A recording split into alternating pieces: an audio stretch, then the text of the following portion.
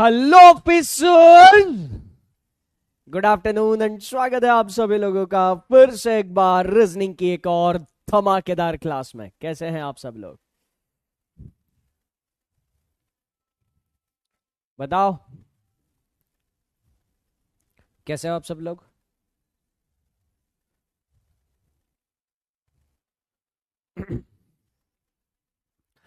अभी तक जो इनइक्वालिटी हम लोगों ने डिस्कस किया है ना, अभी तक जो भी हम लोगों ने डिस्कस किया है, क्या ए टू जेड सारा का सारा एकदम चकाचक क्लियर है? मैं एकदम मस्त हूँ। मैं भी एकदम मस्त, है ना। और अभी एक साथ दो दो जगह पर मैं प्रेजेंट हूँ।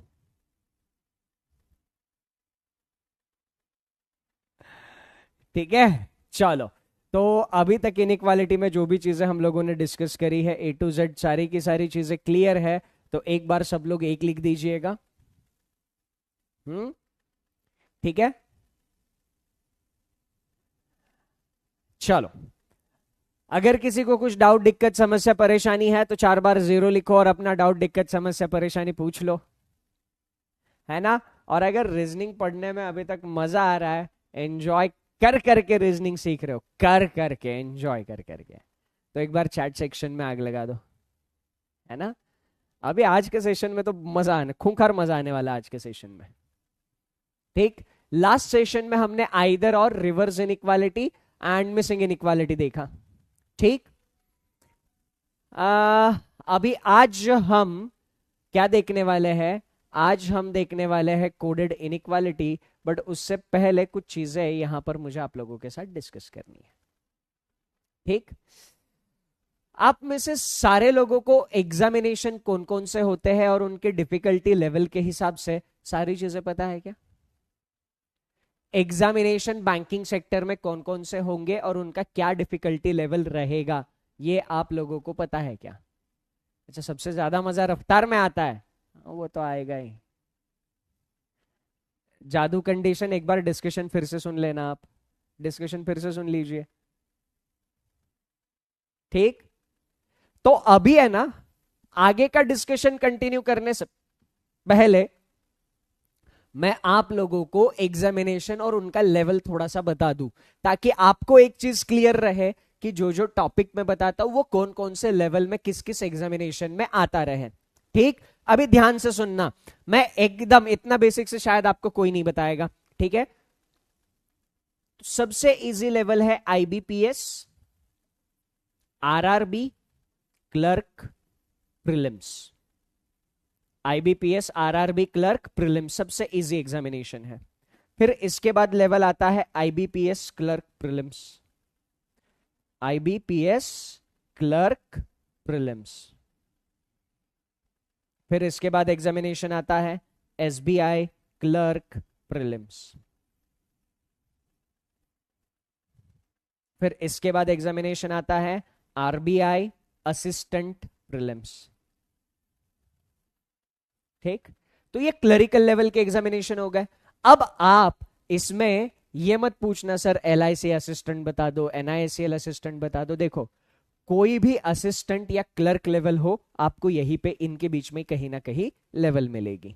इसके बाद अगर मैं लेवल की बात करूं तो लेवल में आता है IBPS, RRB, PO. IBPS, RRB, PO, prelims. फिर इसके बाद आता है IBPS, PO, prelims. IBPS, PO, prelims. इसके बाद आता है एसबीआई, पीओ, प्रीलिम्स।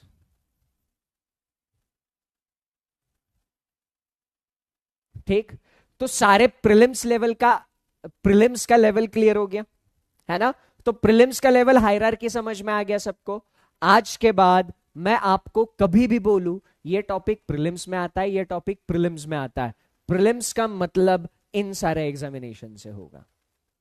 आज के बाद मैं जब जब भी बोलूंगा ये टॉपिक प्री के लिए इंपॉर्टेंट है, मैं इन सारे एग्जामिनेशंस की बात कर रहा हूंगा। ठीक, अगर मैंने बात करी पीओ प्रीलिम्स की तो मैं इन 3 एग्जामिनेशन की बात कर रहा हूं। अगर मैं बात कर रहा हूं क्लर्क प्रीलिम्स की, मैं इन 4 एग्जामिनेशन की बात कर रहा हूं। अगर मैं बात कर रहा हूं केवल और केवल प्रीलिम्स की, मैं सातों एग्जामिनेशन की बात कर रहा हूं। ठीक, अब इसके आगे लेवल में हम देखेंगे तो लेवल में इसके आगे अब आएगा आईबीपीएस, एसबीआई पीओ प्री से अच्छी लेवल किसकी होगी? IBPS, RRB, clerk, mains. SBI PO prelim से अच्छा लेवल इस एग्जामिनेशन का होगा। ठीक, अब इसके भी आगे किसका एग्जाम लेवल होगा? IBPS clerk mains, IBPS clerk mains. अब इससे भी अच्छा लेवल किसका होगा? SBI clerk mains. अब इससे भी अच्छा लेवल किसका होगा? इससे भी अच्छा लेवल किसका होगा? RBI assistant mains. अब ये दोनों आपस में इंटरचेंज भी हो सकते हैं, आरबीआई असिस्टेंट मेंस। ठीक, अब आरबीआई असिस्टेंट मेंस के बाद आगे लेवल किसका आता है? आगे लेवल आता है आईबीपीएस, आरआरबी, पीओ का मेंस एग्जामिनेशन। फिर इसके बाद कौन सा एग्जामिनेशन आता है? IBPS, IBPS PO mains examination. फिर इसके बाद आता है एसबीआई पीओ मेंस एग्जामिनेशन। बात समझ में आ गई? सारे एग्जामिनेशंस के लेवल समझ में आ गए? अगर आ गए हैं तो एक लिखो सब लोग, है ना? तो ये एग्जामिनेशन का डिफिकल्टी लेवल ऐसा होगा, ये सबसे इजी एग्जामिनेशन, ऊपर जाते जाते सबसे अच्छी एग्जामिनेशन। तो ये है इजी एग्जामिनेशंस और ये है अच्छे एग्जामिनेशंस।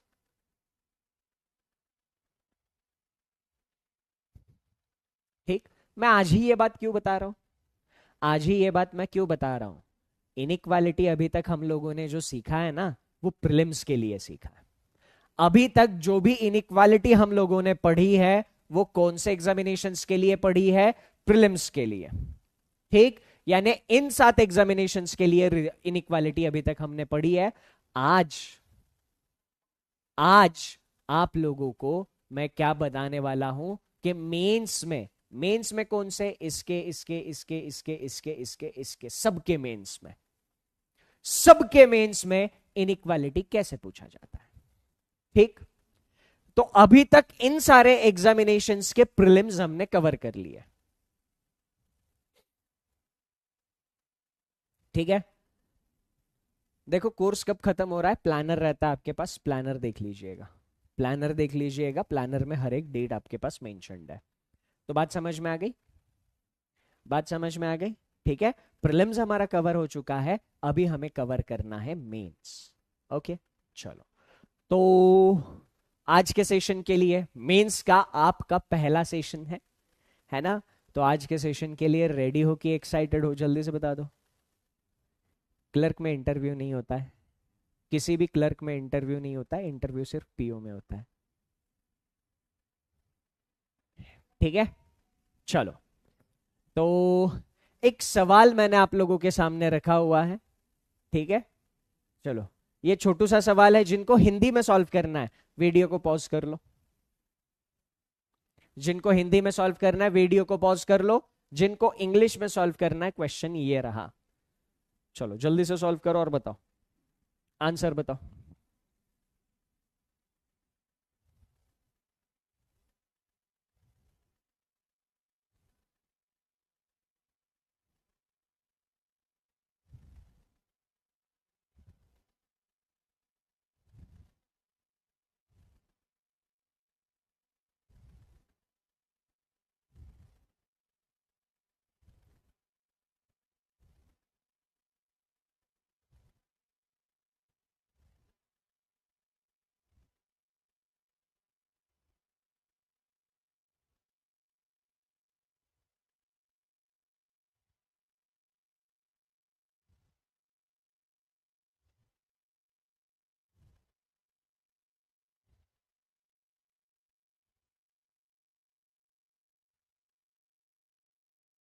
कितने लोगों को क्वेश्चन समझ में नहीं आया? जिन जिन लोगों को क्वेश्चन समझ में नहीं आया 0 लिख दो। देखो मेंस एग्जामिनेशन के क्वेश्चन सॉल्व करना है ना, उससे पहले मेंस का खेल सीखना होगा सर। मेंस एग्जामिनेशन के क्वेश्चन सॉल्व करने हैं, उससे पहले मेंस का खेल सीखना होगा। मेंस का क्या है? खेल सीखना होगा। बात समझ में आ रही है ना? अब मेरे को एक बात बताओ यार, इनइक्वालिटी जो मेंस एग्जामिनेशन में पूछी जाएगी उसके लिए कुछ अलग से लॉजिक, अलग से नॉलेज लेना पड़ेगा क्या? नहीं। एक चीज, मेंस का खेल अच्छे से समझिएगा सब लोग। ये खेल जिसने समझ लिया ना उसको मेंस पढ़ने में बहुत मजा आएगा। अभी जो खेल मैं बताने जा रहा हूं, ये खेल जिसने समझ लिया मेंस खेलने में बड़ा मजा आएगा। खेल क्या है सर? प्रीलिम्स के लिए आप जो कॉन्सेप्ट पढ़ते हो ना, प्रीलिम्स के लिए, है ना, वही सारे के सारे कॉन्सेप्ट्स एज इट इज आपको मेंस में काम आते हैं। मेंस में आपको कुछ नया नहीं सीखना होता है। सुन के अच्छा लग रहा है? मेंस एग्जामिनेशन में आपको नया कुछ भी नहीं सीखना होता है सर। जो प्रीलिम्स में पढ़ रखा है वही सफिशिएंट है। जो प्रीलिम्स में पढ़ रखा है वही सफिशिएंट है। फिर क्या करना है सर मेंस में? मेंस में क्या करना है सर? मेंस में क्वेश्चन का पैटर्न समझ में आना चाहिए। मेंस में क्वेश्चन का पैटर्न समझ में आना चाहिए सर। पैटर्न ही नहीं समझ में आया तो फिर क्वेश्चन सॉल्व नहीं कर पाएंगे। एक बार पैटर्न समझ में आ गया ना तो क्वेश्चन ऐसे सॉल्व कर सकते, ऐसे। ठीक है? जिन जिन लोगों ने जीरो देखा ध्यान से देखना। P@Q, इसका मतलब दिया है greater than. P is greater than Q। तो इसमें हमें एट द रेट का मतलब बताया हुआ है। हमें यहां पर एट द रेट का मतलब बताया हुआ है। जहां कहीं पे भी एट द रेट दिखेगा, जहां कहीं पे भी एट द रेट दिखेगा, एट द रेट के पहले वाले सिंबल को आप बाद वाले से ग्रेटर बताओगे। इसका क्या मतलब होगा सर बताओ? इसका क्या मतलब है? A@B, क्या मतलब होगा सर इसका? एट द रेट का मतलब था ग्रेटर देन। कौन greater then sir? At the rate के पहले वाला सिंबल। यानी इसका मतलब होगा A is greater then B। बात समझ में आ गई? बात समझ में आ गई? स्वीटी मौर्य उल्टा काय को लिख रहे हो? Sweety Maurya P is greater than Q है, आपने लेस देन लिखा है।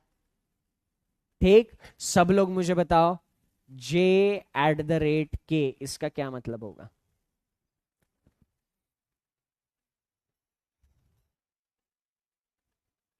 सभी लोग बताओ J@K का क्या मतलब होगा? J@K, एट द रेट जहां पे भी दिखेगा उसका मतलब ग्रेटर होगा। कौन ग्रेटर? एट द रेट के पहले जो सिंबल आया, J is greater then K। बात समझ में आ गई? बहुत बढ़िया। ठीक, अब ऐसे सर बाकी सारे सिंबल का मतलब समझ लो ना। बाकी सारे सिंबल का मतलब ऐसे ही समझ लीजिए। परसेंटेज का मतलब लेस देन और इक्वल टू। परसेंटेज का मतलब लेस देन और इक्वल टू कौन? P, यानी परसेंटेज के जो पहले आया है। P इज लेस देन और इक्वल टू Q। अगर मैंने ऐसे लिखा C%D, क्या मतलब होगा सर इसका? हाँ, C%D क्या मतलब होगा इसका? बताओ।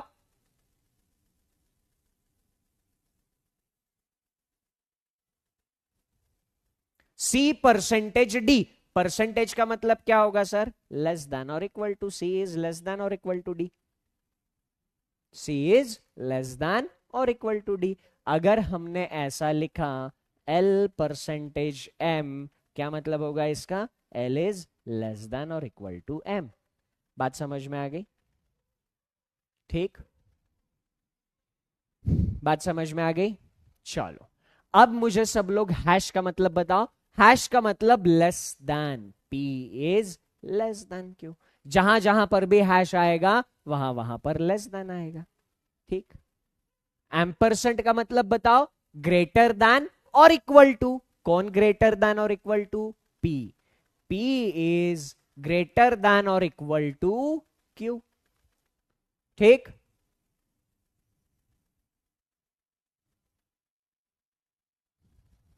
ठीक, चलो आगे कैप का मतलब क्या है, इक्वल टू, तो P is equal to Q।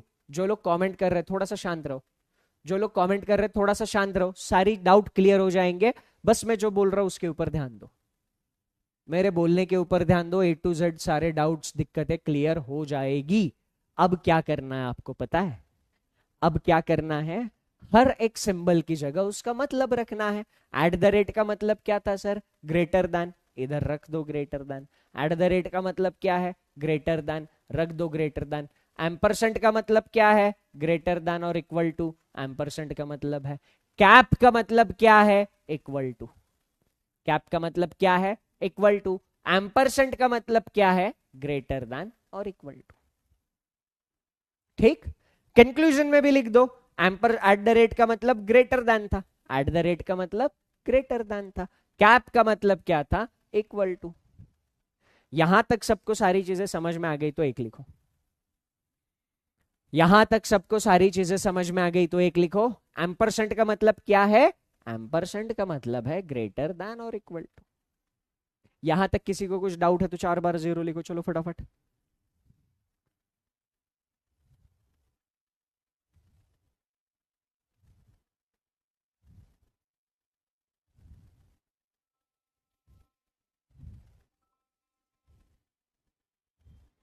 Clear. अब मेरे को बताओ, ये क्वेश्चन आप सॉल्व नहीं कर सकते, हाँ, अब ये क्वेश्चन सॉल्व कर सकते हो ना, ये तो एग्जैक्ट वैसा ही क्वेश्चन बन गया जैसा हमने प्रीलिम्स के लिए सॉल्व किया था, है ना, एग्जैक्ट वैसा क्वेश्चन बन गया, है ना। चलो तो देख लो, अब एम और पी के बीच में रिलेशन चाहिए था, निकालो। एम से लेकर पी तक जाओ, ग्रैंडफादर ग्रैंडफादर फादर सारे सेम फैमिली के मेंबर, तो एम और पी के बीच में रिलेशन क्या आएगा sir, M is greater than P. यही हमें कंक्लूजन में दिया है, पहला कंक्लूजन सही हो जाएगा, है ना। ओ एंड आर के बीच में रिलेशन चाहिए था, ओ से लेके आर तक जाओ, ओ से लेके आर तक, फादर बच्चा फादर सारे सेम फैमिली के, रिलेशन आएगा O is father of R, conclusion गलत हो जाएगा। एन एंड क्यू के बीच में रिलेशन चाहिए, तो एन एंड क्यू के बीच में ग्रैंडफादर फादर बच्चा सारे सेम फैमिली के मेंबर, तो रिलेशन आएगा ग्रैंडफादर का, N is grandfather of Q, गलत हो जाएगा। केवल पहला कंक्लूजन सही था, A is absolutely correct answer. ठीक, डिस्कशन क्लियर है। केतन दादा थोड़ा सा रुकना, केतन दादा थोड़ा सा रुको, है ना, थोड़ा सा रुको, आगे भागोगे तो फिर मैं अच्छे से सारी चीजें कवर नहीं कर पाऊंगा, मेरे साथ चलना बस, आपका कुछ भी डाउट डाउट नहीं रहेगा, बस मेरे साथ चलना, ठीक। अब मेरे को एक बात बताओ, सारा डिस्कशन क्लियर है तो एक लिखो,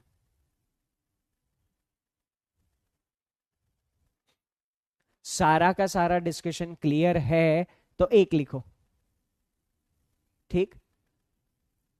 अब ऐसे ही सारे क्वेश्चन सॉल्व करने कर सकते हो ना, बस थोड़ा सा टाइम लगेगा। मेंस के क्वेश्चन सॉल्व करने के लिए हमारे पास बहुत टाइम होता है, मेंस के क्वेश्चन सॉल्व करने के लिए हमारे पास बहुत टाइम होता है, टाइम का आप में से कोई भी अभी लोड नहीं लेगा। जैसे प्रीलिम्स के लिए मैंने आपको परफेक्ट बनाया है, मेंस के लिए भी आप बन जाओगे प्रैक्टिस कर करके, है ना। तो टाइम साइड में रखो, समझ में आ रहा है नहीं आ रहा है बस इसके ऊपर ध्यान दो, ठीक।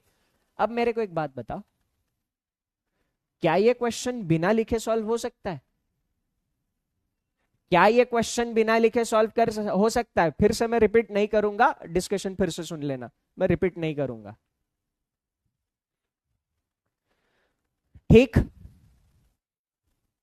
सुमित बागेल, आपका प्रीवियस लेक्चर का डिस्कशन क्लियर नहीं है, तो सुमित दादा एक बार पहले वाले लेक्चर फिर से देख लेना, ठीक है। हम्म, ठीक है, इसको बिना लिखे सॉल्व करेंगे। आप लोग कमेंट करते रहोगे, आपको समझ में नहीं आएगा, कमेंट नहीं करोगे मतलब कमेंट जितना मैं पूछता हूं सिर्फ उतना बताओ, बाकी का इधर उधर कमेंट करने पे ध्यान मत दो, ठीक है।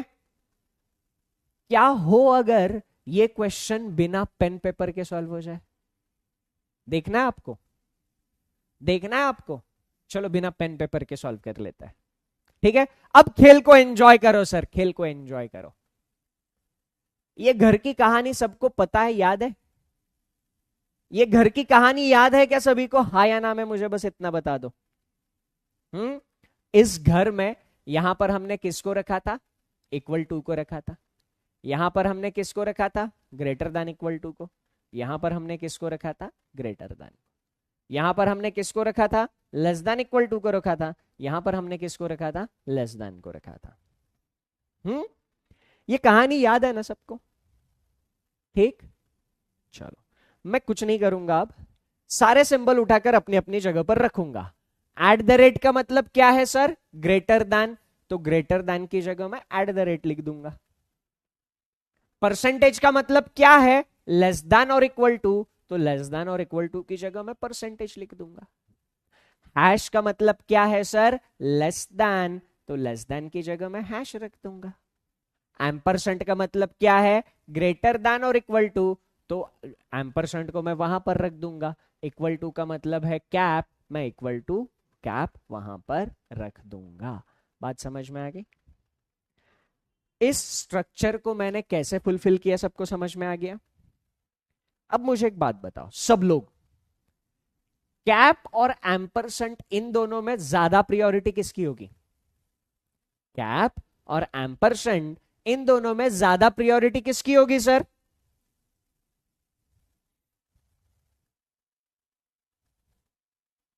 एम्परसेंट की होगी। ये बच्चा है, ये पापा है, पापा की प्रायोरिटी ज्यादा, तो एम्परसेंट की प्रायोरिटी ज्यादा होनी है। ठीक, ओके, एम्परसेंट, ठीक, बहुत बढ़िया। बाकी का दिमाग साइड में रखो, जितना बता रहा हूं उतना समझो, है ना? एग्जाम में कैसे आएगा बताऊंगा ना मैं। ये नहीं समझ में आया तो कोई फायदा नहीं है, तो इधर फोकस करो। एम्परसेंट और एट द रेट में किसकी प्रायोरिटी ज्यादा? एम्परसेंट और एट द रेट में किसकी प्रायोरिटी ज्यादा? एम्परसेंट और एट द रेट। ये पापा है, ये ग्रैंड पापा है, तो ग्रैंड पापा की यानी एट द रेट की प्रायोरिटी ज्यादा है। ठीक, और अगर मैं आप लोगों से पूछूंगा cap, ampersand and at the rate, इन तीनों में किसकी प्रायोरिटी ज्यादा है? इन तीनों में भी एट द रेट की प्रायोरिटी ज्यादा है। इसका मतलब एक चीज समझ में आ गई क्या आपको? एक चीज समझ में आ गई क्या? जैसे जैसे ऊपर से नीचे आएंगे, जैसे जैसे ऊपर से नीचे आएंगे वैसे वैसे प्रायोरिटी बढ़ती जाएगी।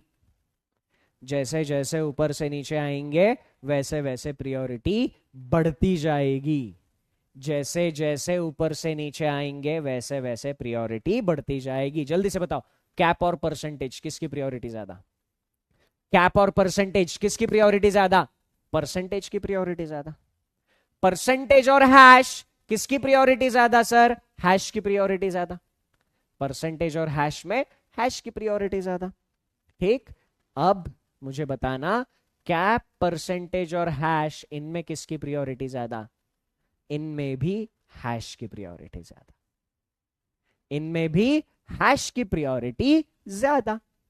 यहां तक क्लियर है सबको? अब मुझे बताना eight the rate and percentage में किसकी प्रायोरिटी ज्यादा होगी? एट द रेट और परसेंटेज में किसकी प्रायोरिटी ज्यादा होगी? जल्दी से बताओ। बहुत बढ़िया, बहुत बढ़िया, फैंटास्टिक। एट द रेट और परसेंटेज में किसकी प्रायोरिटी ज्यादा होगी?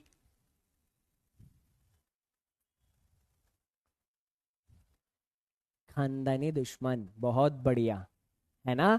एट द रेट और परसेंटेज खानदानी दुश्मन है, तो रिलेशन डिटरमाइन नहीं कर पाएंगे, can not be determined. Eight the rate लिखने वालों फाइट मारूंगा फेंक के। जिसने जिसने एट द रेट लिखा है फेंक कर फाइट मारूंगा यहां से। सर ये दोनों खानदानी दुश्मन है ना, खानदानी दुश्मन, रिलेशन निकल नहीं पाएगा, है ना? कैन नॉट बी डिटरमाइंड, बहुत बढ़िया। लास्ट, एम्परसेंट एंड हैश में किसकी प्रायोरिटी ज्यादा? एम्परसेंट और हैश में फिर से खानदानी दुश्मन, है ना? ये दोनों खानदानी दुश्मन है। अब तक खेल समझ में आ गया आपको? अब तक खेल समझ में आ गया है आपको? अगर अब तक खेल समझ में आ गया तो आगे देखना कितना इंटरेस्टिंग है ये। ठीक है, अगर मैं आप लोगों को एक एक्सप्रेशन दे देता हूं, A cap B ampersand C at the rate D percentage उल्टा लिखा, चलो A at the rate B ampersand C cap D percentage E hash F. ये एक एक्सप्रेशन मैंने आपको दिया है, ठीक। अब हमें खेलना है, हमें सॉल्व नहीं करना, हमें क्या करना है सर, खेलना है। क्या आप मुझे बिना कुछ लिखे ए और सी के बीच में रिलेशन बता सकते हो? बिना कुछ लिखे, लिखना नहीं है, ए और सी के बीच में रिलेशन। देखो ध्यान दो, किसके बीच में रिलेशन चाहिए? ए और सी के बीच में। ए और सी के बीच में कौन आया sir? At the rate and ampersand. A और सी के बीच में कौन आया? At the rate and ampersand, ठीक। मुझे एक बात बताओ, एट द रेट और एम्परसेंट में किसकी प्रियोरिटी ज्यादा है? एट द रेट की प्रियोरिटी ज्यादा है। तो ए और सी के बीच में रिलेशन क्या निकलेगा? Eight the rate. यहां तक समझ में आ गया सबको? ना ना ना ना, greater than equal to less than, ये इसके पास जाना नहीं है, ये अंदर के सिंबल के पास जाना नहीं है, अंदर के सिंबल के पास जाना नहीं है, अंदर के सिंबल के पास जाना नहीं है, ठीक। तो ए और सी के बीच में रिलेशन क्या आएगा? Eight the rate. सबको समझ में आ गया यहां तक? ठीक है। अरे सुभाष दादा रुको तो सही, रुको ना मैं रो दूंगा यार, मैं बोला ना मेरे साथ चलना। आगे भागने वालों को मेरे को आता बहुत गुस्सा, ठीक है ना? तो मेरे साथ चलना। एट द रेट का रिलेशन आ गया। अब एक छोटा सा खेल का नियम याद रखना है, एट द रेट के जिस साइड में जो है उस साइड में उसी को रखना है। एट द रेट के जिस साइड में जो है उस साइड में उसी को रखना है। एट द रेट के लेफ्ट साइड में ए था तो लेफ्ट साइड में ए को रख दिया, राइट साइड में सी को रख दिया। ए और सी के बीच में रिलेशन क्या आया? ए एट द रेट सी। अगर सबको समझ में आ गया है तो सभी लोग मुझे बी और डी के बीच में रिलेशन बताओ जल्दी से। बी और डी के बीच में रिलेशन बताइए जल्दी से।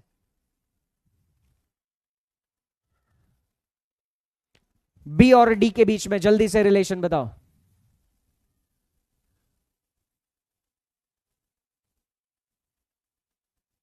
बी और डी के बीच में कौन आया? एम्परसेंट आया, कैप आया। तो मुझे बताओ एम्परसेंट और कैप, इन दोनों में ज्यादा प्रियोरिटी किसकी होती है? एम्परसेंट की होती है। एम्परसेंट और कैप में ज्यादा प्रियोरिटी एम्परसेंट की। तो रिलेशन भी क्या आना चाहिए सर? एम्परसेंट का आना चाहिए। रिलेशन भी एम्परसेंट का आना चाहिए। एम्परसेंट के लेफ्ट साइड में बी था तो एम्परसेंट के लेफ्ट साइड में बी, दूसरे साइड में डी। बिना लिखे हो रहा है, बिना लिखे हो रहा है। क्वेश्चन भी बिना लिखे सॉल्व करोगे, आप ही करोगे, बिना लिखे आप ही करोगे। बस खेल को एंजॉय करना। डी और ए के बीच में रिलेशन बताना, सोच समझ कर बताना। डी और ए के बीच में रिलेशन पूरा लिख कर बताना, बहुत बढ़िया। रिलेशन पूरा लिखना, जैसे मैं लिख रहा हूं ना बी एम्परसेंट डी, ऐसा पूरा रिलेशन लिखना। ए एट द रेट सी, ऐसे पूरा रिलेशन लिखना डी और ए के बीच में। डी और ए के बीच में रिलेशन निकालना। डी और ए के बीच में कौन कौन आया? At the rate, ampersand, cap. Eight the rate, ampersand, cap, तीनों में सबसे ज्यादा प्रियोरिटी किसकी? एट द रेट की। तो रिलेशन क्या आएगा सर? रिलेशन आएगा एट द रेट का। एट द रेट के जिस साइड में जो होगा उसको उसी साइड में रखना। एट द रेट के लेफ्ट साइड में ए था। अरे क्रांतिकारी लोगों, एट द रेट के लेफ्ट साइड में ए था तो ए को एट द रेट के लेफ्ट में ही रखेंगे और डी को राइट में रख देंगे। रिलेशन आना चाहिए था ए एट द रेट डी। जिन्होंने ऐसा लिखा है D eight the rate A, इनका गलत है। क्यों गलत है? एट द रेट के लेफ्ट में ए था, आपने राइट में काइकू भेजा उसको। बात समझ में आ गई? बात समझ में आ गई? ये खेल समझ में आ गया सबको, है ना? यहां तक सारा डिस्कशन क्लियर है तो एक लिखो, किसी को डाउट है तो 4 बार 0 लिखो और फट से डाउट पूछो। चलो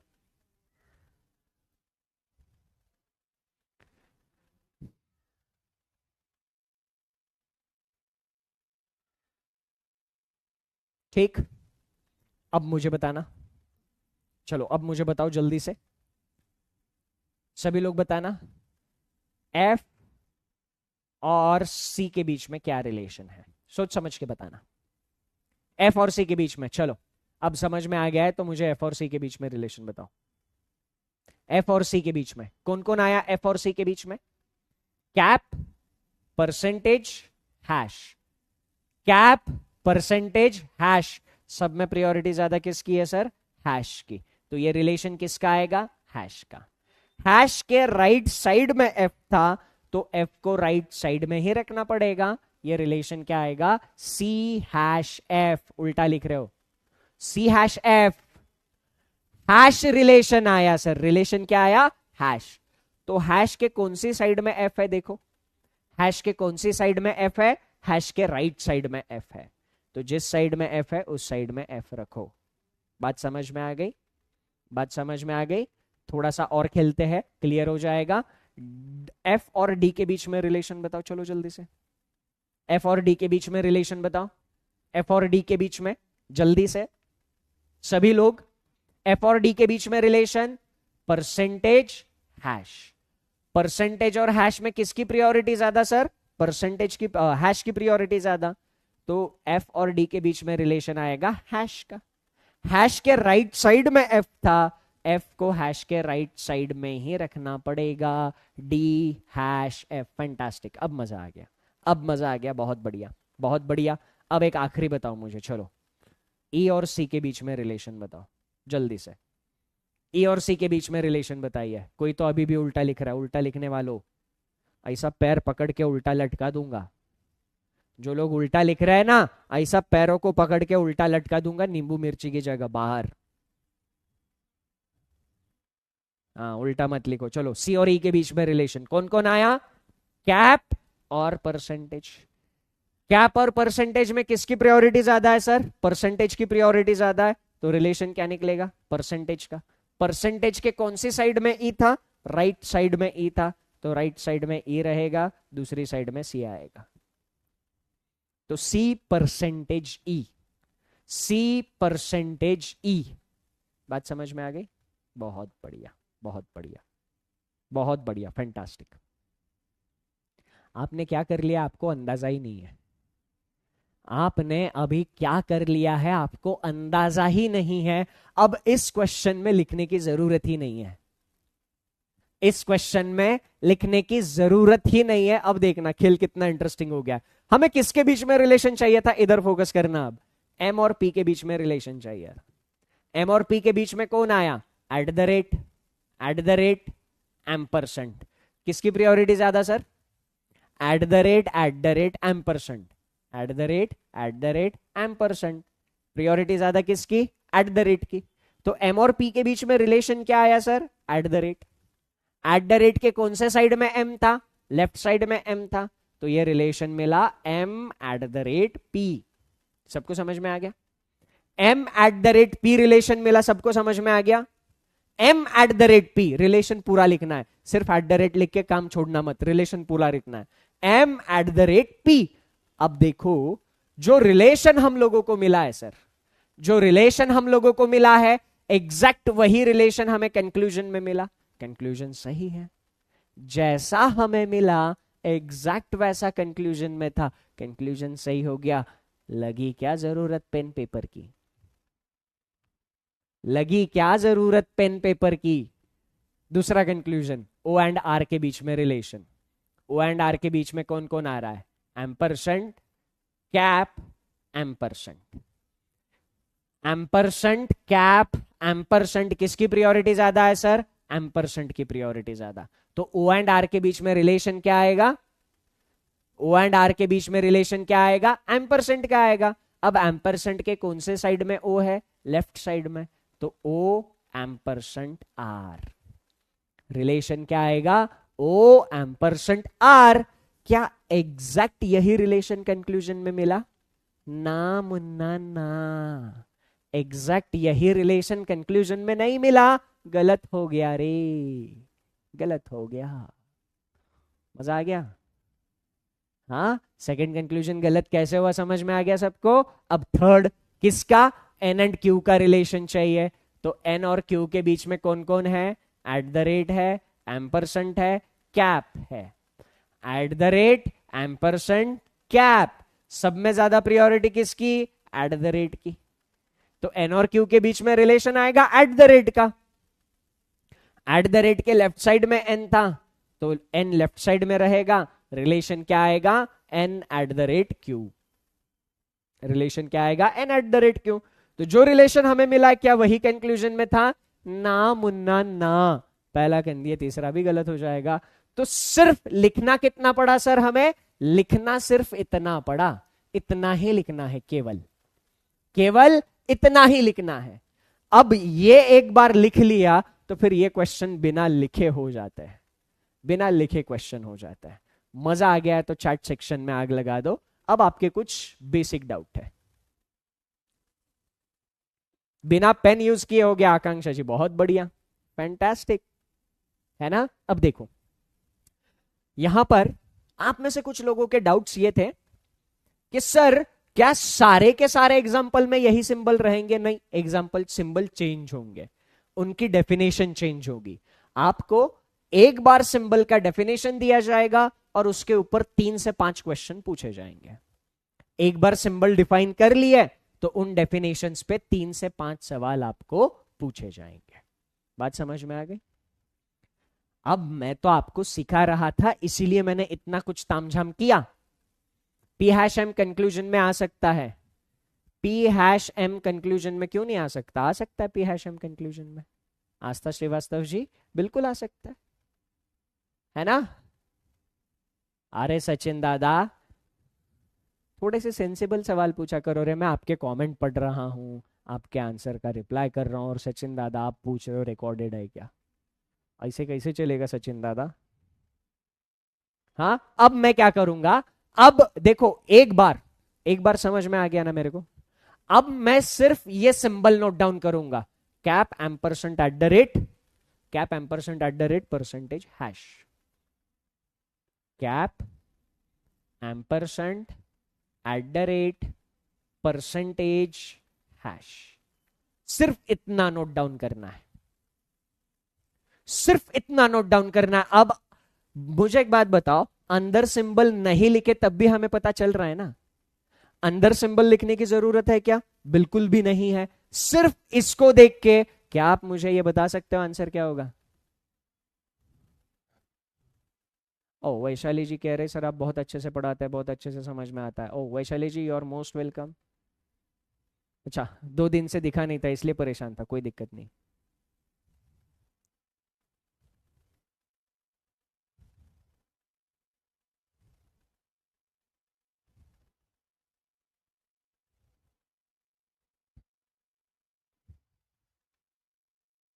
बिना पेन चलाए कितने लोगों ने कर लिया? बिना पेन चलाए देखो, ए एंड एफ के बीच में रिलेशन चाहिए था, कुछ नहीं करो, cap cap ampersand eight the rate ampersand, cap cap ampersand, cap cap ampersand eight the rate ampersand. सबसे ज्यादा प्रियोरिटी किसकी है सर?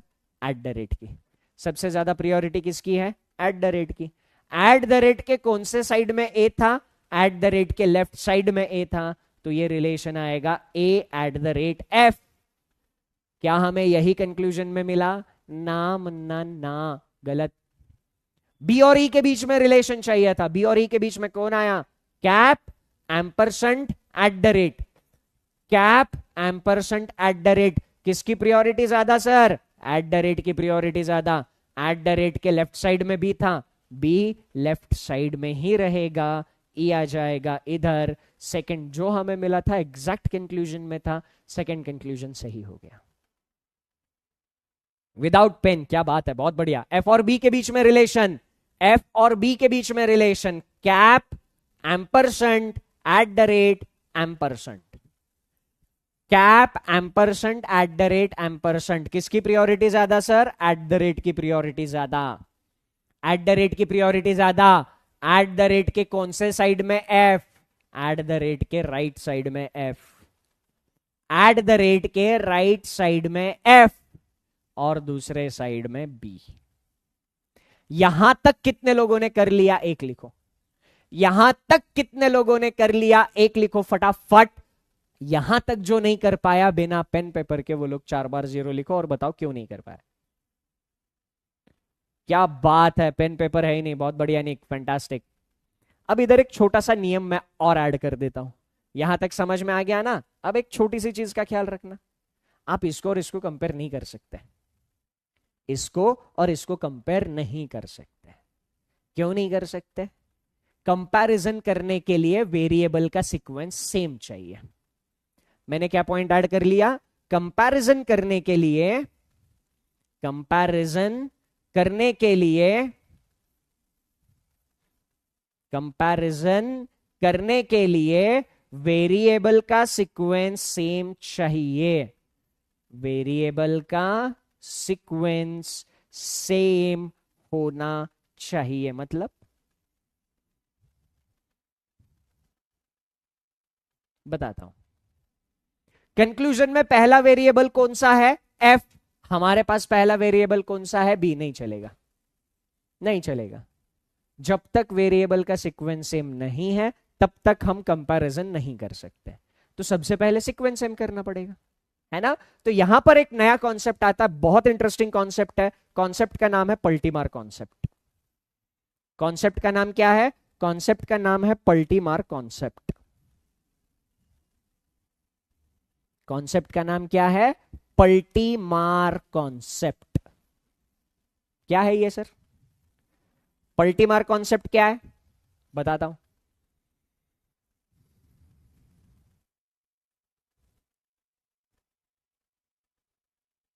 ठीक, पल्टीमार कॉन्सेप्ट क्या है? देखो, अब अगर मुझे ऐसा दिया है, मुझे ऐसा दिया है a is greater then b, पर मुझे a का थोबड़ा पहले देखना पसंद नहीं है। मुझे a का थोबड़ा पहले देखना पसंद नहीं है। मैं क्या चाहता हूं? मैं चाहता हूं b का थोबड़ा पहले देखूं, a का थोबड़ा बाद में देखूं। मैं ऐसा चाहता हूं। तो क्या करना पड़ेगा सर? मुझे बीच वाला सिंबल भी बदलना पड़ेगा ना, बीच वाला सिंबल भी बदलना पड़ेगा, नहीं तो एक्सप्रेशन का मतलब चेंज हो जाएगा, है ना। तो इसको क्या करेंगे? b is less then a, है ना। इसको क्या करेंगे? b is less then a। पलटी हो गया, पलटी मार दिया। जब वेरिएबल का सीक्वेंस पलटी मार दिया, बीच वाला सिंबल भी पलटी मारता है। ये बात समझ में आ गई? अगर किसी ने ऐसा लिखा है p इज लेस देन और इक्वल टू q, मुझे p का थोबड़ा देखना पसंद नहीं है, मैं q का थोबड़ा पहले देखना चाहता हूं। बीच में सिंबल क्या आएगा? सब लोग बताओ, सभी लोग बताओ। अब इधर बीच में सिंबल क्या आएगा?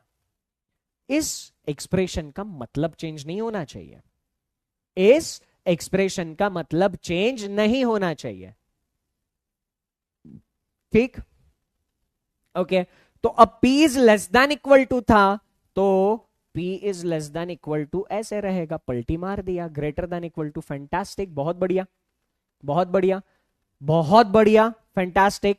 अब मुझे एक बात बताओ, अगर मैंने ऐसा लिखा j इज ग्रेटर देन और इक्वल टू k, मुझे j का थोबड़ा पहले देखना पसंद नहीं है, k का थोबड़ा मैं पहले देखना चाहता हूं, बीच में सिंबल क्या आएगा? बीच में सिंबल क्या आएगा? j इज ग्रेटर देन और इक्वल टू था, तो j इज ग्रेटर देन और इक्वल टू ऐसे कंसिडर कर लेंगे। यहां तक बात समझ में आ गई? यहां तक पल्टीमार कॉन्सेप्ट समझ में आ गया? तो एक लिखो सब लोग। पल्टीमार कॉन्सेप्ट यहां तक समझ में आ गया तो एक लिखो सब लोग। अब हमारे केस में पल्टीमार कॉन्सेप्ट कैसे अप्लाई होता है?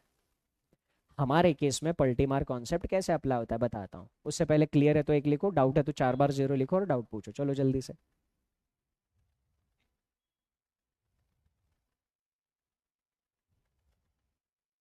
बहुत बढ़िया, बहुत बढ़िया, मजा आ गया। ठीक, अब जरा देखना, अब अगर ऐसा लिखा है, अब अगर ऐसा लिखा है a एम्परसेंट b, अब मुझे a का थोबड़ा पहले देखना पसंद नहीं है, मैं b का थोबड़ा पहले देखना चाहता हूं, a का बाद में। अब क्या होगा? अब क्या होगा? एम्परसेंट की पलटी मारनी है। पलटी मारने के लिए एक छोटी सी चीज याद रखना, पलटी मारते वक्त ये आजू बाजू वाले सिंबल पलटते हैं। इधर जो भी सिंबल आएगा, अगर पलटना होगा इस वाले से चेंज होगा, अगर इसको पलटना होगा इस वाले से चेंज होगा। अब एट द रेट को पलटना होगा, हैश बनेगा, हैश को पलटना होगा, एट द रेट बनेगा, है ना। तो अब एम्परसेंट पलट के क्या बनेगा?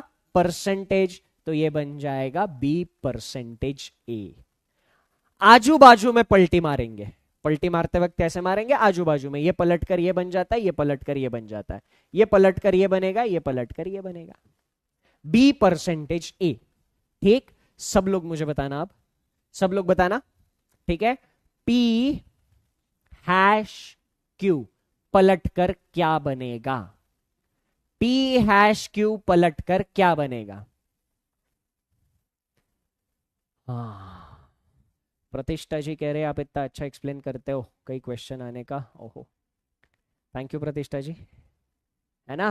हाँ, पलटी मारेंगे, पी हैश क्यू पलटी मारेंगे, हैश पलट कर क्या बनेगा सर, हैश पलट कर एट द रेट बनेगा, हैश पलट कर एट द रेट बनेगा, तो ये बनेगा Q eight the rate P. Fantastic, बहुत बढ़िया बहुत बढ़िया बहुत बढ़िया। आखिरी आखिरी, जे कैप के अगर पलटी मारेगा तो क्या बनेगा, जे कैप के पलटी मारेगा तो क्या बनेगा सर, इक्वल टू है ना sir, A is equal to B हो या फिर B is equal to A हो, कोई फर्क नहीं पड़ता। तो इधर का सिंबल पलटकर यही रहता है, इधर का सिंबल पलटकर वही रहता है, तो ये पलटी मारने के बाद भी कैप ही रहेगा, पलटी मारने के बाद भी कैप ही रहेगा। बहुत बढ़िया, पलटी मार कॉन्सेप्ट समझ में आ गया, पलटी मार कॉन्सेप्ट समझ में आ गया। कंपैरिजन करने के लिए वेरिएबल का सीक्वेंस सेम होना चाहिए था, है ना। तो इधर कंपेयर करने के लिए सीक्वेंस सेम नहीं था, क्या करना पड़ेगा, इसको पलटना पड़ेगा, क्या करना पड़ेगा, इसको पलटना पड़ेगा। अब इसको पलटेंगे, एफ इधर बी इधर, इसको अगर पलटेंगे एफ इधर बी इधर, तो मुझे एक बात बताओ, एट द रेट किससे पलटेगा, एट द रेट पलटेगा हैश से, एफ हैश बी, यही कंक्लूजन में दिया था। तो इसमें सेकंड एंड थर्ड सही हो रहे थे, D is absolutely correct answer. मजा आ गया है तो चैट सेक्शन में आग लगा दो, मजा आ गया है तो चैट सेक्शन में आग लगा दो। एकदम बेसिक से हम देख रहे हैं। अब इस चीज की आप कितनी प्रैक्टिस करते हो इसके ऊपर डिपेंड करेगा कितने स्पीड से आप क्वेश्चन सॉल्व करते हो, ठीक है। सेशन के एंड में मुझे बस एक चीज याद दिला देना कि मुझे आपको मेरे मेंस का एक किस्सा सुनाना है, इसी को लेकर है, सेशन के एंड में बताऊंगा, ठीक। किसी को डाउट है तो 4 बार 0 लिखकर डाउट पूछो,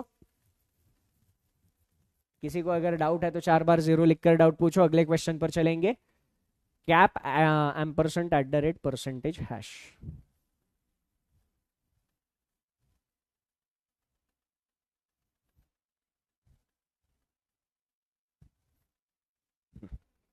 बहुत बढ़िया, चलो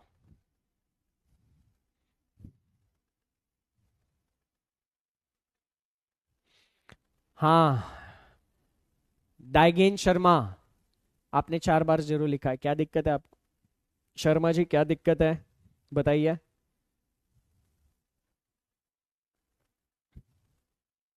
आपके रहते डाउट नहीं हो सकता अंशिका जी, क्या बात है, बहुत बढ़िया आशिका। एक्स और के बीच में रिलेशन चाहिए बिना लिखे, नहीं नहीं, सिंबल चेंज हो सकते हैं, सिंबल चेंज हो सकते हैं। एक बार डिस्क्रिप्शन दे दिया तो एक डिस्क्रिप्शन पर आपको 3 से 5 क्वेश्चन मिलेंगे, 3 से 5 क्वेश्चन एक डिस्क्रिप्शन पे, है ना। सिंबल सेम रह भी सकते हैं, चेंज भी हो सकता है, ठीक। एक्स और के बीच में रिलेशन चाहिए था, तो एक्स और के बीच में कौन कौन आया, hash percentage cap eight the rate, hash percentage cap eight the rate, खानदानी दुश्मन बीच में आए, है ना। हैश और एट द रेट खानदानी दुश्मन बीच में थे, तो क्या हम एक्स और के बीच में रिलेशन डिटरमाइन कर पाएंगे, ना मुन्ना ना, पहला कंक्लूजन गलत हो जाएगा। जेड और एल के बीच में रिलेशन चाहिए था, जेड और एल के बीच में cap eight the rate ampersand, cap eight the rate ampersand, priority किसकी ज्यादा है सर, एट द रेट की। एट द रेट के कौन से साइड में, लेफ्ट साइड में जेड था, जेड उसी साइड में रहेगा, एल दूसरी साइड में आएगा, सेकंड कंक्लूजन सही हो गया।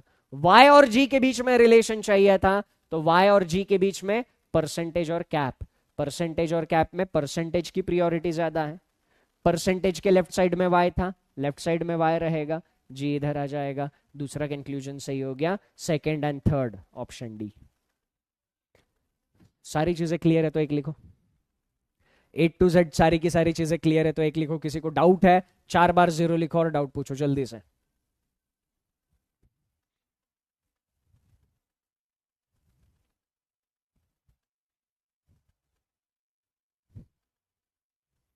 चलो सॉल्व करो इसको।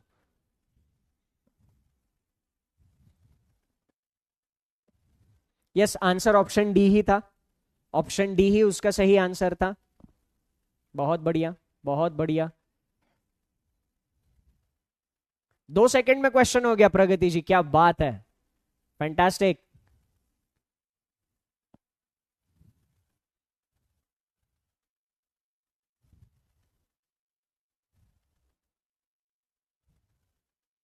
यस यस, शिखा मिश्रा जी आइदर और आ सकता है, देखेंगे शिखा जी, हम देखेंगे, सारी चीजें देखेंगे, थोड़ा सा पेशेंस रखना बस। एस और वी के बीच में रिलेशन चाहिए था, एस और वी के बीच में cap hash percentage, cap hash percentage. किसकी प्रियोरिटी ज्यादा सर? हैश की प्रियोरिटी ज्यादा। किसकी प्रियोरिटी ज्यादा? हैश की प्रियोरिटी ज्यादा। हैश के लेफ्ट साइड में एस था, हैश के लेफ्ट साइड में एस, दूसरी साइड में वी। ठीक, तो एस हैश वी सही हो गया पहला, क्या बात है। टी और डब्ल्यू के बीच में रिलेशन चाहिए था, hash percentage M percent, hash percentage M percent इधर है, हैश परसेंटेज एम परसेंट। खानदानी दुश्मन आ गए रास्ते में, है ना, परसेंटेज और एम परसेंट खानदानी दुश्मन आ गए, तो टी और डब्ल्यू के बीच में रिलेशन निकाल नहीं पाएंगे, गलत हो जाएगा। ठीक, एक्स और एस के बीच में रिलेशन चाहिए था, तो एक्स और एस के बीच में रिलेशन, एक्स और एस खानदानी दुश्मन आ रहे हैं रास्ते में, एक्स और एस के बीच में खानदानी दुश्मन आ रहे हैं, तो ये रिलेशन डिटरमाइन नहीं कर पाएंगे, ये भी गलत हो जाएगा। केवल पहला कंक्लूजन सही था, A is absolutely correct answer. मजा आ गया, मजा आ गया, मजा आ गया। ठीक, मजा आ गया है तो एक अगला क्वेश्चन।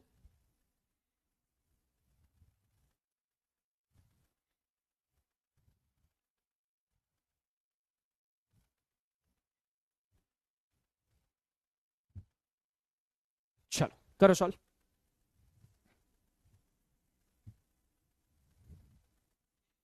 एकांश मावर 0 लिख रहे हो, दिक्कत क्या है एकांश आपको? नहीं गूगली अभी नहीं, गूगली अभी नहीं, कॉन्सेप्ट सारे सीखने के बाद गूगली आएगी। मैंने कल क्या एक स्टेटमेंट यूज किया था कि इनइक्वालिटी खत्म हो गया है, इनइक्वालिटी खत्म हो गया है। अभी तो हम बस इनइक्वालिटी में क्वेश्चन अलग अलग तरीके से कैसे फ्रेम हो सकते हैं और उनको कैसे सॉल्व करना है ये देख रहे हैं।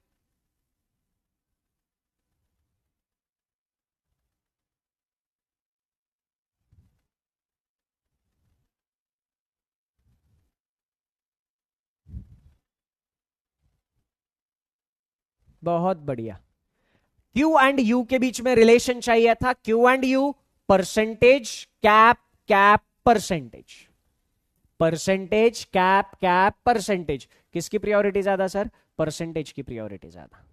परसेंटेज के कौन से साइड में Q है? लेफ्ट साइड में, तो परसेंटेज के लेफ्ट साइड में Q रहेगा। Q percentage U, Q hash U, गलत हो गया।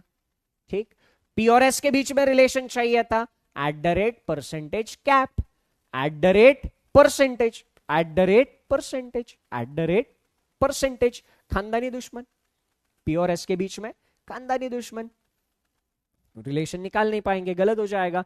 U एंड Q के बीच में रिलेशन चाहिए था, U and Q percentage cap cap percentage, percentage cap cap percentage, तो रिलेशन क्या निकलेगा सर? परसेंटेज का निकलेगा।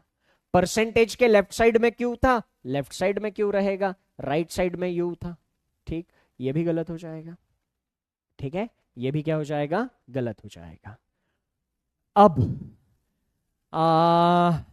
ये गलत क्यों हो जाएगा? क्योंकि इसको अगर हमने पलट दिया, सीक्वेंस, सीक्वेंस क्या करना होगा? पलटना होगा। तो U एंड Q पलट देंगे, परसेंटेज पलट कर क्या बनेगा? M percent. इधर था नहीं, गलत हो गया। आंसर क्या होगा सर? आंसर तो आपका सही हो गया, बट इसमें एक चीज बहुत सारे लोगों ने मिस कर दी होगी, है ना। आप में से कितने लोगों ने इन दोनों में आइदर और चेक किया, आंसर आपका सही है, none of these is absolutely correct answer. पर नन ऑफ दीज सारे गलत हो रहे, इसकी वजह से नहीं आएगा। फर्स्ट और थर्ड में आइदर और चेक करना चाहिए था, है ना? क्यों चेक करना चाहिए था सर? क्यों था, यू था, क्यों था, यू था। दो कंक्लूजन में सेम वेरिएबल थे, आइदर और का चांस बन सकता था। दो कंक्लूजन में सेम वेरिएबल थे, आइदर और का चांस बन सकता था। तो एक बार चेक कर लेते हैं। क्यू एंड यू के बीच में रिलेशन क्या बन रहा है? एम्परसेंट। एम्परसेंट, अब ये समझने की चीज है, अगर आपने अच्छे से समझ लिया तो ऐसे आइदर और भी ऐसे हो जाएगा। देखो एम्परसेंट का मतलब क्या है? ग्रेटर देन और इक्वल टू। इसका मतलब यू के साथ दो रिलेशंस आने चाहिए थे। एम्परसेंट का मतलब है ग्रेटर देन और इक्वल टू। इसका मतलब यू के साथ दो रिलेशन आने चाहिए, यू के साथ ग्रेटर देन होना चाहिए था, यू के साथ इक्वल होना चाहिए था। यू के साथ ग्रेटर देन होना चाहिए, यू के साथ इक्वल होना चाहिए। अब यू के साथ कैप आ चुका है सर, कैप आ चुका है मतलब इक्वल, तो ये इक्वल वाली चीज कवर हो चुकी। अब इधर देखो, यू के हैश, हैश के राइट साइड में यू है, हैश के राइट साइड में यू है, तो राइट साइड में हैश का मतलब लेस देन है। अब इसके राइट साइड में यू होगा मतलब यू के साथ ग्रेटर देन वाला सिंबल एसोसिएटेड होगा, है ना? हैश के राइट साइड में यू था, हैश का मतलब लेस देन है, इसका मतलब यू के साथ ये वाला सिंबल एसोसिएटेड हो चुका है। ये भी रिलेशन आ चुका, ये भी रिलेशन आ चुका। आइदर और की सारी कंडीशन सेटिस्फाई हो गई थी, तो आइदर 1 और 3 इज एब्सोल्युटली करेक्ट आंसर।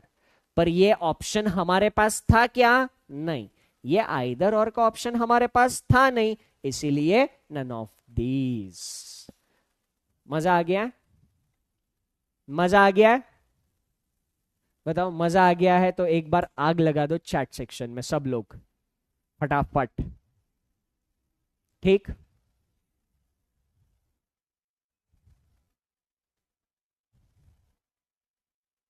किस्सा, हाँ याद आ गया कार्तिक जी, अच्छा वो आपने याद दिला दिया। एक छोटा सा किस्सा सुनाऊंगा, कोडेड इनइक्वालिटी से रिलेटेड ही है, बट उससे पहले सारी चीजें क्लियर है। हाँ निशा जी डाउट पूछ लीजिए।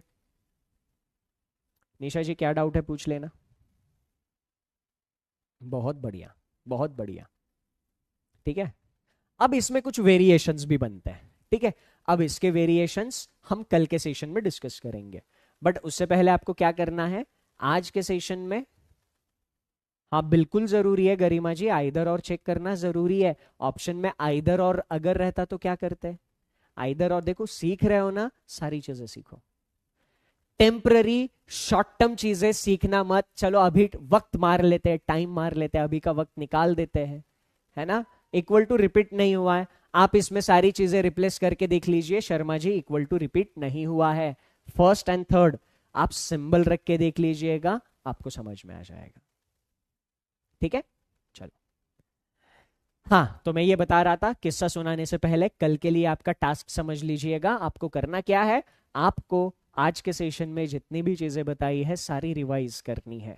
आज के सेशन में एकदम परफेक्ट बन जाओ, कल कॉमा वाले स्टेटमेंट में कोडेड इनइक्वालिटी सॉल्व करेंगे। आज हमने ये जो क्वेश्चन सॉल्व किए हैं इसको क्या बोलते हैं? Coded inequality. ठीक, चलो एक छोटा सा किस्सा सुना देता हूं। देखो मतलब क्या है ना, मैं अभी भी एग्जामिनेशन देते रहता हूं। एसबीआई क्लर्क की एग्जामिनेशन दी थी, उसकी प्रीलिम्स एग्जामिनेशन क्लियर कर ली थी, है ना? अभी मेंस 4 तारीख को है, वो मेंस दे के आऊंगा। ठीक है, तो वो एग्जामिनेशन देने का पर्पस क्या रहता है कि एग्जामिनेशन में लेटेस्ट ट्रेंड क्या चल रहा है उस ट्रेंड को मैं जान पाऊं और आप लोगों तक एकदम अप टू डेट इंफॉर्मेशन पहुंचा सकूं। ठीक, तो बस इसलिए एग्जामिनेशन देता हूं। तो ऐसे ही 2021 में एसबीआई पीओ का मेंस एग्जामिनेशन में लिख रहा था। ठीक है, अब 2021 में एसबीआई पीओ का मेंस, उस टाइम पे कोरोना वरोना का बहुत ज्यादा चीजें चल रही थी, तो मास्क पहन के एग्जामिनेशन लिख रहे थे, है ना? मुंबई में एग्जामिनेशन था, तो पता नहीं कैसे मास्क पहनने के बावजूद एक स्टूडेंट ने मुझे पहचान लिया, है ना? और एग्जामिनेशन खत्म, मेंस एग्जामिनेशन जब खत्म हो जाती है, आधा आधा घंटा तो हम उधर एग्जामिनेशन हॉल में ही बैठे हुए रहते, सारा वेरिफिकेशन वगैरह होने तक। तो पेपर होने के बाद वो कहीं दूर से आ गई और मेरे साथ बातें करने लगी, सर मैं आपके इस बैच में थी, ऐसा वैसा। मैंने कहा अच्छा चलो ठीक है। बातें बातें हो गई, फिर उन समझ में आया कि उनका पेपर बहुत अच्छा हुआ, और वो एक 5-10 मिनट बातें करके चली गई। मेरे बाजू में जो एक कैंडिडेट था, उनको उसको पता नहीं था कि मैं ऐसे ऐसे पढ़ाता हूँ। तो जब वो स्टूडेंट और मेरी बातें चल रही थी, उन्होंने बातें सुनी, और जब बातें सुनी तो फिर वो बोले आप पढ़ाते भी हो? मैंने कहा हाँ, अच्छा हाँ मैं पढ़ाता हूँ। ठीक है।